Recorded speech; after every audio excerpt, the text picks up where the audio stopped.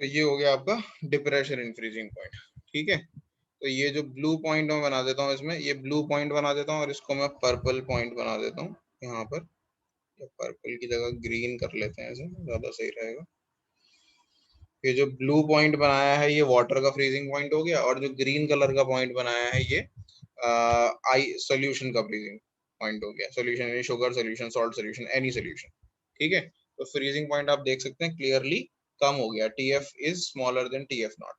तो ये हो गया आपका graphical representation of depression in freezing point. ठीक है, नाउ जो आपके कांस्टेंट्स हैं, दो कांस्टेंट्स आपने करे थे KF एंड KB, उनको कैसे कैलकुलेट करते हैं। ठीक है, इसके लिए इस पे हालांकि न्यूमेरिकल्स नहीं आते हैं,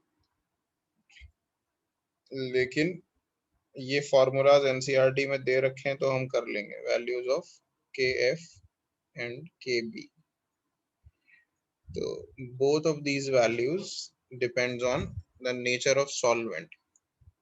Both of these values depends on nature of solvent. ठीक है, and can be calculated as follows. तो मैं इन दोनों के फॉर्मूलाज लिख रहा हूँ। KF का क्या फॉर्मूला होता है और KB का क्या फॉर्मूला होता है। तो KB का फॉर्मूला देख लीजिए पहले, R universal gas constant, molar mass of solvent, ठीक है, M1 लिख रहे हैं, TF का स्क्वायर, फ्रीजिंग पॉइंट का स्क्वायर, ठीक है, divided by 1000 into enthalpy of vaporization of that liquid, जो भी लिक्विड है उसकी एंथैल्पी ऑफ वेपराइजेशन। तो मैं एक बार इन सभी सिंबल्स के मतलब पे लिख देता हूँ। और जो है यहाँ पर R यूनिवर्सल गैस कांस्टेंट है 0.083 लीटर ATM पर केल्विन पर मोल, लीटर बार पर केल्विन पर मोल, एक्चुअली पर केल्विन पर मोल। M1 जो है वो मोलर मास ऑफ सॉल्वेंट है, जिस भी सॉल्वेंट का निकाल रहे हो, मास ऑफ सॉल्वेंट। ठीक है, TF फ्रीजिंग पॉइंट है उसका, प्योर सॉल्वेंट का फ्रीजिंग पॉइंट है यहाँ पर। नॉट नहीं लगाया इसका मतलब ये मत सोचना कि ये उसका फ्रीजिंग पॉइंट ऑफ सॉल्वेंट। ठीक है, और डेल्टा VAP H है enthalpy of vaporisation.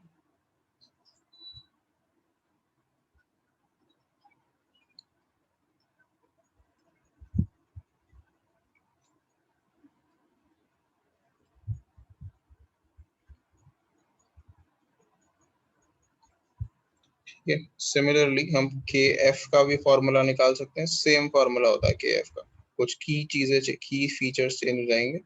R as it is आएगा, M1 molar mass of solvent as it is आएगा, फ्रीजिंग पॉइंट की जगह, सॉरी मैंने उल्टा लिख दिया, इसमें इसमें बॉइलिंग पॉइंट आना था, सॉरी हम बॉइलिंग का निकाल रहे थे ना ऊपर, तो ये बॉइलिंग पॉइंट आना था ऊपर, बॉइलिंग पॉइंट, हाँ वेपराइजेशन आना ही था वो, ठीक है बाकी ठीक है।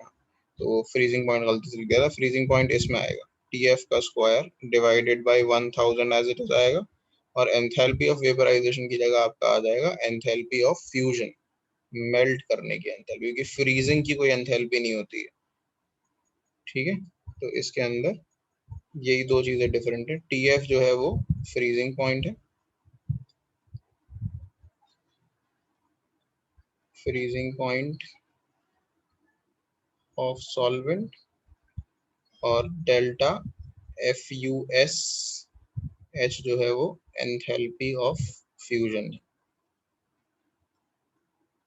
तो इन फॉर्मूलाज पे न्यूमेरिकल एनसीईआरटी में कोई है भी नहीं और आता भी नहीं है जनरली एग्जाम में, लेकिन क्योंकि फॉर्मूलाज एनसीईआरटी में आपको दे रखे हैं तो हम ये नहीं कह सकते कभी आ भी नहीं सकता।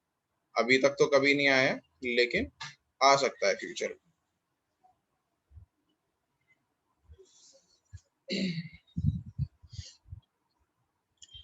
तो ये हो गया हमारे फ्रीजिंग पॉइंट के क्वेश्चन। क्वेश्चन भी कर लिया हमने एक, और फ्रीजिंग पॉइंट हो गया कंप्लीट। अब आखिरी कॉलिगेटिव प्रॉपर्टी जो दे रखी है, और फिर उसके बाद एक टॉपिक और है आपका। तो ये आखिरी कॉलिगेटिव प्रॉपर्टी हम करेंगे अब ऑस्मोटिक प्रेशर।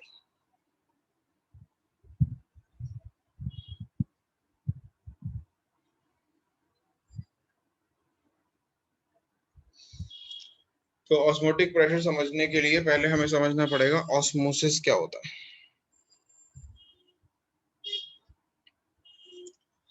तो मान लीजिए एक कंटेनर है, ठीक है, इसके अंदर बीच में एक मेम्ब्रेन बना देते हैं, बीच के अंदर इसके एक मेम्ब्रेन लगा देते हैं, ठीक है। ये मेम्ब्रेन पार्शियली पोरस होती है। पार्शियली पोरस का मतलब इसके थ्रू लिक्विड सॉल्वेंट पास कर सकता है, इसके आर पार सॉल्यूट के पार्टिकल्स, लार्ज पार्टिकल पास नहीं कर सकते। इस मेम्ब्रेन को हम कहते हैं semi permeable membrane. This is called as semi permeable. Permeable मतलब it allows something to permeate through it, यानी पास थ्रू इट।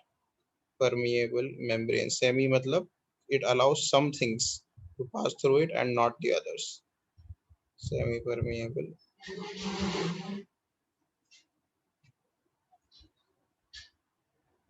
membrane.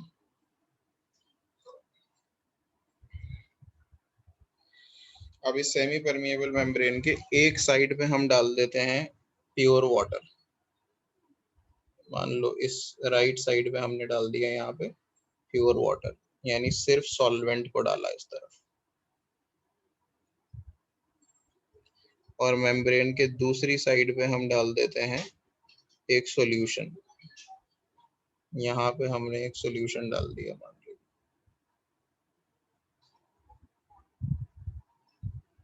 किसी भी चीज का सॉल्यूशन बना दिया हमने। वाटर में कोई स्पेशल टाइप की फूड ग्रेड डाई डाल दी या कुछ भी डाल दिया, ठीक है, and we made a solution. Colour थोड़ा ज्यादा वैसा हो गया, इससे दिखाई नहीं दे रही line. Let's use something like green.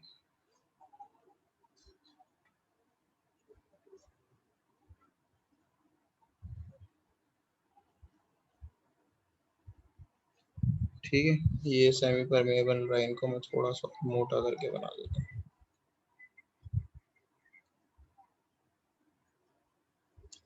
ठीक है, अब हमने लेफ्ट साइड पे ले रखा है सॉल्यूशन,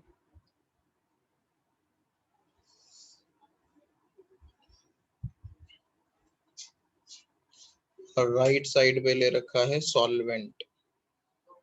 मैंने क्या बताया था, सेमी परमिएबल मेम्ब्रेन के थ्रू सिर्फ सॉल्वेंट फ्लो कर सकता है। जो सॉल्यूट के पार्टिकल्स हैं वो इसके आर पार नहीं निकल सकते, क्योंकि इसके अंदर जो छोटे छोटे होल्स होते हैं वो बहुत ज्यादा ही छोटे होते हैं, ठीक है। उनके थ्रू सॉल्यूट के पार्टिकल्स जो कि बड़े होते हैं साइज में, वो पार नहीं हो सकते, सॉल्वेंट के पार्टिकल्स ज्यादा हो सकते हैं। तो अगर सेमी परमिएबल मेम्ब्रेन से सॉल्वेंट के पार्टिकल्स क्रॉस कर सकते हैं, तो किधर से किधर जाएंगे सॉल्वेंट के पार्टिकल्स? सॉल्यूशन साइड से सॉल्वेंट साइड या सॉल्वेंट साइड से सॉल्यूशन साइड? कोई बता सकता है? सर सॉल्वेंट से सॉल्यूशन। सॉल्वेंट से सोल्यूशन, बहुत ऑब्वियस आंसर है। क्यों? क्योंकि सॉल्वेंट साइड पे प्योर सॉल्वेंट ही सॉल्वेंट है सिर्फ, और कुछ है ही नहीं, ठीक है। तो यहाँ रिलेटिवली सॉल्वेंट का अमाउंट ज्यादा है, वाटर का अमाउंट ज्यादा है सॉल्वेंट वाटर की साइड पे, और सोल्यूशन में वाटर है लेकिन उसके साथ में शुगर या सॉल्ट या जो भी सोल्यूट भी है। तो ये जो प्रोसेस होता है जिसमें सॉल्वेंट अपनी हायर कॉन्सेंट्रेशन से लोअर कॉन्सेंट्रेशन में जा रहा है, जहाँ सॉल्वेंट ज्यादा है वहां से कम सॉल्वेंट की साइड पे जा रहा है, इसी प्रोसेस को ऑस्मोसिस कहते हैं, ठीक है। तो the process of flow of the solvent across a semi-permeable membrane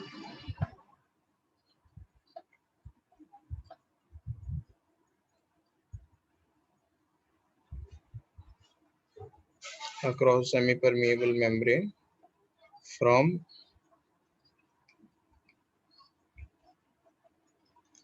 its higher concentration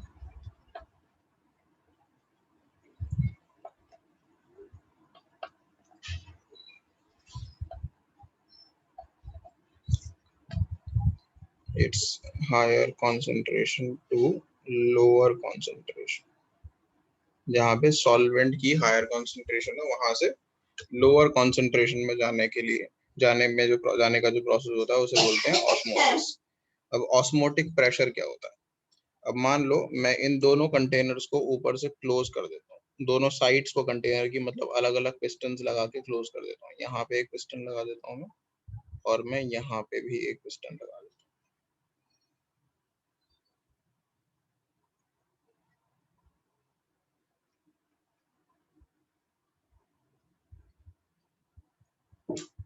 ठीक है, तो अगर दोनों तरफ से इक्वल प्रेशर बढ़ रहा है, दोनों तरफ से एटमॉस्फेरिक प्रेशर बढ़ रहा है, यहाँ से भी एटमॉस्फेरिक प्रेशर बढ़ रहा है, यहाँ से भी एटमॉस्फेरिक प्रेशर बढ़ रहा है।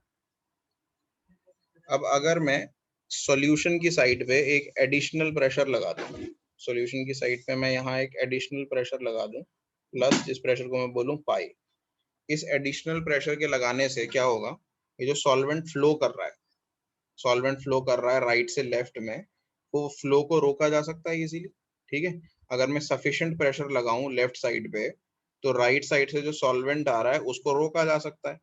तो कितना प्रेशर लगेगा इस सॉल्वेंट के फ्लो को रोकने में, कितना प्रेशर लगेगा सॉल्वेंट के फ्लो को रोकने में, उसी प्रेशर को हम ऑस्मोटिक प्रेशर बोलते हैं। यानी ऑस्मोसिस को रोकने के लिए जितना प्रेशर लगता है उसको ऑस्मोटिक प्रेशर बोलते हैं। ठीक है, तो the pressure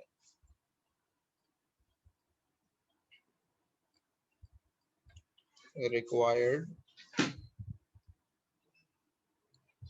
to stop the flow of solvent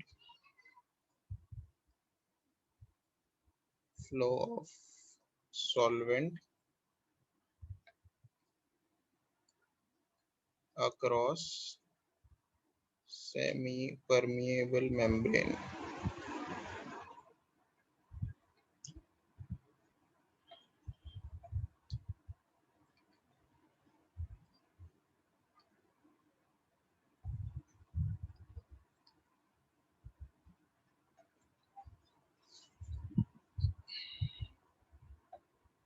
is called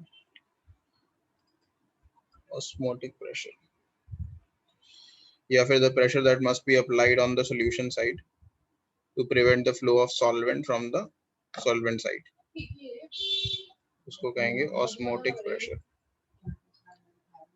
ठीक है, अब देखिए ये ऑस्मोटिक प्रेशर कैलकुलेट कैसे होगा और ये किसके प्रोपोर्शनल होता है, क्या क्या पता लगाते हैं इसके अंदर, वो सब चीजें मैं बताता हूँ। ये जितना ज्यादा सॉल्यूशन के अंदर शुगर डालोगे, आप मान लो शुगर सॉल्यूशन है मान लो ये, ठीक है, जितना ज्यादा इसके अंदर शुगर डालोगे उतना ही तेजी से ये जो फ्लो है सॉल्वेंट का उतना ही तेजी से होगा। ये जो फ्लो है सॉल्वेंट का लेफ्ट से राइट साइड, राइट से लेफ्ट की तरफ, जितनी ज्यादा शुगर डालोगे उतना ही तेजी से होगा। ठीक है, आपने मान लो आपने मान लो सिर्फ 10 ग्राम शुगर डाली तो थोड़ा सॉल्वेंट फ्लो कर रहा है, फिर आपने 20 ग्राम शुगर डाल दी तो और फ्लो कर रहा है, अगर आपने 30 ग्राम शुगर डाल दी तो और फ्लो कर रहा है, 40 डाल दी तो और ज्यादा फ्लो कर रहा है। ठीक है, तो जितनी ज्यादा शुगर डालते जाओगे उतना ही तेजी से सॉल्वेंट फ्लो होगा। ठीक है, और उसे रोकने के लिए फिर प्रेशर भी उतना ही ज्यादा आपको लगाना पड़ेगा। तो बेसिकली ऑस्मोटिक प्रेशर किसके डायरेक्टली प्रोपोर्शनल हो रहा है, कितनी शुगर आप डाल रहे हो। ठीक है, कितनी शुगर आप ऐड कर रहे हो, यानी सोल्यूट कितना ऐड कर रहे हो उसके डायरेक्टली प्रोपोर्शनल है। ठीक है, the osmotic pressure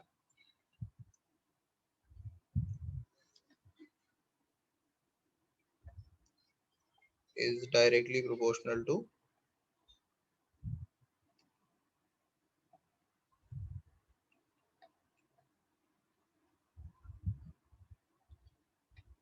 proportional to the amount of solute added। तो कितना सोल्यूट का अमाउंट हम ऐड कर रहे हैं उसके डायरेक्टली प्रोपोर्शनल होता है।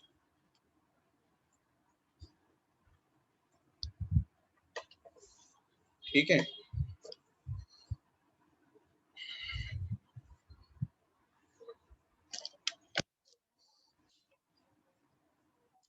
जितना हम सोल्यूट ऐड करेंगे उसी के डायरेक्टली प्रोपोर्शनल होगा। और ऑल्सो जितना ज्यादा टेम्परेचर होगा, क्योंकि आपको पता है टेम्परेचर से काइनेटिक एनर्जी बढ़ जाती है पार्टिकल्स की, चाहे लिक्विड हो, चाहे गैस हो, चाहे सॉलिड हो। तो अगर काइनेटिक एनर्जी बढ़ जाएगी टेम्परेचर की वजह से, तो टेम्परेचर बढ़ाने से भी सॉल्वेंट ज्यादा फ्लो करेगा। इस फिगर में दोबारा से देखो, अगर मैं टेम्परेचर मान लो, पहले रूम टेम्परेचर था, रूम टेम्परेचर था इतना फ्लो कर रहा है, रूम टेम्परेचर को बढ़ा दिया मैंने, 10 डिग्री बढ़ा दिया तो थोड़ा और फ्लो करने लगा। फिर उसको मैंने बढ़ा के 50 डिग्री सेल्सियस कर दिया, और करने लगा। मैंने 50 को 100 डिग्री सेल्सियस कर दिया, और करने लगा। तो जितना ज्यादा मैं टेम्परेचर बढ़ाता जाऊंगा उतनी ही तेजी से सॉल्वेंट फ्लो करेगा लेफ्ट से राइट, सॉरी राइट से लेफ्ट। तो उतना ही उसको रोकने के लिए प्रेशर भी आपको लगाना पड़ेगा। ठीक है, तो टेम्परेचर के भी डायरेक्टली प्रोपोर्शनल होता है osmotic pressure. So the osmotic pressure is directly proportional to the amount of solute added and the temperature.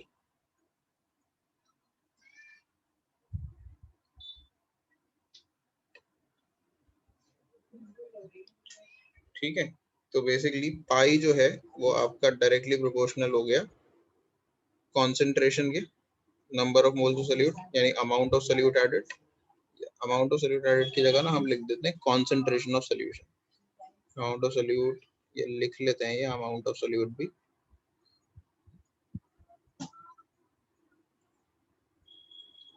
Amount of solute added जो है वो कॉन्सेंट्रेशन से डिटरमाइन किया जाता है, और इस केस में हम मोलैलिटी यूज ना करके मोलैरिटी यूज करते हैं, कॉन्सेंट्रेशन।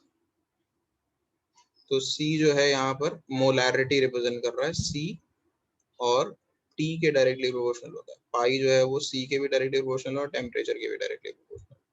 C क्या है? कॉन्सेंट्रेशन ऑफ सोल्यूशन,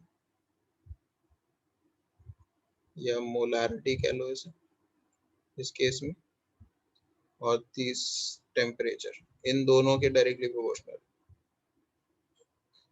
तो इन दोनों को कंबाइन करके अगर मैं फॉर्मूला बनाऊं, pi is proportional to C and T, ठीक है, और अगर एक कांस्टेंट लगाया जाए तो कांस्टेंट आता है R, यूनिवर्सल गैस कांस्टेंट। तो pi is equals to CRT formula बन जाता है। R यहाँ पे यूनिवर्सल गैस कांस्टेंट है,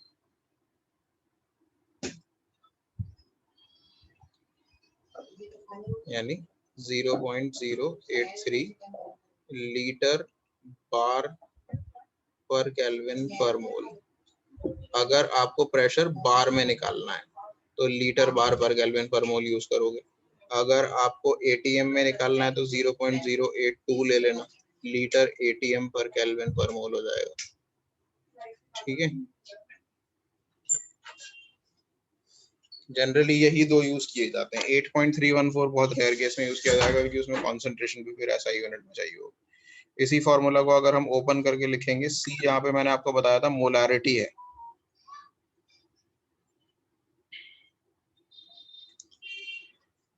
ठीक है, C जो है वो मोलारिटी है। तो C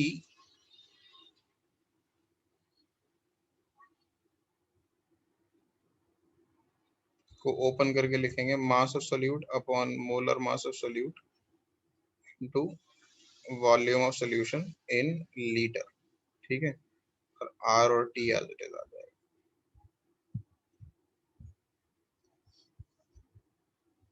ठीक है, तो ये फॉर्मूला हो गया ऑस्मोटिक प्रेशर। अब इस पे क्वेश्चन देख लो एक, बाकी फिर उसमें कराऊंगा। ये आप खुद करो, एक्चुअली फॉर्मूला आपके सामने रखा हुआ है, काफी इजी क्वेश्चन है, तो हो जाना चाहिए आपसे। क्वेश्चन नंबर 12 एनसीईआरटी एक्सरसाइज का, ये ट्राई करिए अपने आप।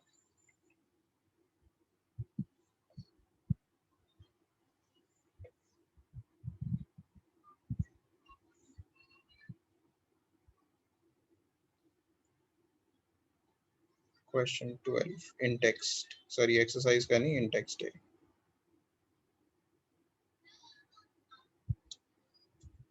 Calculate the osmotic pressure in pascals. अच्छा, पास्कल्स में निकालना है ऑस्मोटिक प्रेशर इस बार। तुम्हारा ऑस्मोटिक प्रेशर नॉर्मली जब भी आप लीटर बार या लीटर एटीएम यूज करते हो, बार या एटीएम में आता है। तो इनफैक्ट आप क्या करो, देखो इजी करने के लिए आप बार या एटीएम में ही निकाल लो और फिर उसे बाद में पास्कल में कन्वर्ट कर देना। कैसे करोगे पास्कल में कन्वर्ट? 1 पास्कल, सॉरी 1 बार में निकाल लिया जैसे मान लो आपने, तो 1 बार इज इक्वल्स टू 1.0 या 10 टू द पावर 5 पास्कल। बस बार में निकाल लो 10 टू द पावर 5 पास्कल। तो जो भी आंसर आएगा उसे 10 टू द पावर 5 से मल्टीप्लाई कर देना। और बार में निकालने का मतलब क्या है, आप आर की वैल्यू ये यूज करना 0.083 लीटर पर एटीएम, लीटर एटीएम पर लीटर बार पर केल्विन पर मोल। तो आर की ये वैल्यू यूज करो, बाकी नॉर्मली वही आ जाएगा। मास आपका ग्राम में ही आएगा, मोलर मास आपका जो भी पॉलीमर है वो आपको निकालना ही है। खैर मोलर नहीं दे रखा है, 1,85,000 दे रखा है। वॉल्यूम सोल्यूशन एमएल में दे रखा है तो ऊपर 1000 लगाना पड़ेगा इस केस में। टेम्परेचर केल्विन में यूज करना, ठीक है। 37 डिग्री सेल्सियस दे रखा है, इसको केल्विन में यूज करना। जितना भी आएगा ये 310 केल्विन आएगा आई थिंक।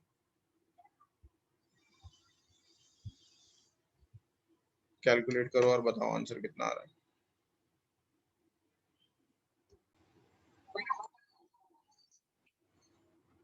तो ऑस्मोटिक प्रेशर आपको कैलकुलेट करना है, पास्कल में करना है। तो हम पास्कल नहीं बार में करेंगे पहले, ठीक है। पास्कल में करने के लिए आपको क्या चाहिए होगा, आपको एक तो ये 8.314 यूज करना पड़ेगा। फिर आपको मोलर ये वॉल्यूम ऑफ सोल्यूशन जो है वो मीटर क्यूब में चाहिए होगा, ठीक है। और आपको ये मोलर मास भी केजी में चाहिए होगा, ये भी सॉरी मोलर मास तो केजी में नहीं चाहिए होगा, वॉल्यूम मीटर क्यूब में चाहिए होगा। तो कन्वर्जन बहुत हो जाती है। तो इससे अच्छा ये है कि बार में निकालो, बस लास्ट में 10 टू द पावर 5 से मल्टीप्लाई कर दो तो पास्कल में अपने आप कन्वर्ट हो जाता है। तो हम इसे निकाल लेते हैं। मास ऑफ सोल्यूट कितना दे रखा है हमें, देखो कितना ग्राम डिसॉल्व किया है, 1 ग्राम डिसॉल्व किया है इन्होंने, ठीक है। यही फॉर्मूला लगा रहा हूँ मैं। आर की वैल्यू 0.083 ले लेंगे क्योंकि हम बार में निकालना चाह रहे हैं। टेम्परेचर 37 डिग्री सेल्सियस दिया हुआ है जो कि 310 केल्विन के बराबर होता है, ठीक है। मोलर मास ऑफ सोल्यूट 1,85,000 दे रखा है इन्होंने। क्योंकि पॉलीमर है इसलिए इतना बड़ा मोलर मास आया है, पॉलीमर्स के मास इतने ही बड़े होते हैं। और ये 450 ml दिया है, और क्योंकि ये ml में है तो इसे डिवाइड करने के लिए 1000 से, तो यानी 1000 ऊपर आ जाएगा, ठीक है। ये 1,85,000 से ये कैंसिल हो गया, ये कैंसिल हो गया, 1000 185 बचा नीचे। 310 से ऊपर मल्टीप्लाई करेंगे, फाइनल आंसर आपका 0.083 इंटू 310